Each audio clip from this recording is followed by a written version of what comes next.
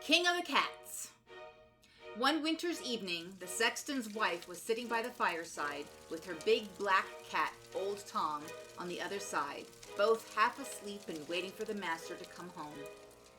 They waited, and still he didn't come, till at last he came rushing in, calling out, "Who's Tommy Tildrum?" in such a wild way that both his wife and his cat stared at him to know what was the matter. "Why, what's the matter?" said his wife, "and why do you want to know who Tommy Tildrum is?" "Oh, I've had such an adventure. I was digging away at old Mr. Fordyce's grave, when I suppose I must have dropped asleep and only woke up by hearing a cat's meow." "Meow," said Old Tom in answer. "Yes, just like that. So I looked over the edge of the grave, and what do you think I saw?" "Now, how can I tell?" said the sexton's wife. "Why, 9 black cats, all like our friend Tom here, all with a white spot on their chests. And what do you think they were carrying?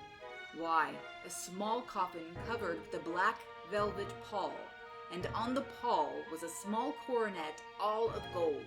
And at every third step they took, they cried all together, 'Meow,'" said Old Tom again. "Yes, just like that," said the sexton. "And as they came nearer and nearer to me, I could see them more distinctly, because their eyes shone out with a sort of green light. Well, they all came towards me, 8 of them carrying the coffin, and the biggest cat of all walking in front for all the world like... But look at our Tom. Look how he's looking at me. You'd think he knew all I was saying." Go on," said his wife. "Never mind old Tom." "Well, as I was saying, they came towards me slowly and solemnly, and at every third step crying all together, 'Meow,' "Meow," said Old Tom again. Yes, just like that, till they came and stood right opposite Mr. Fordyce's grave where I was, when they all stood still and looked straight at me. I did feel queer, that I did.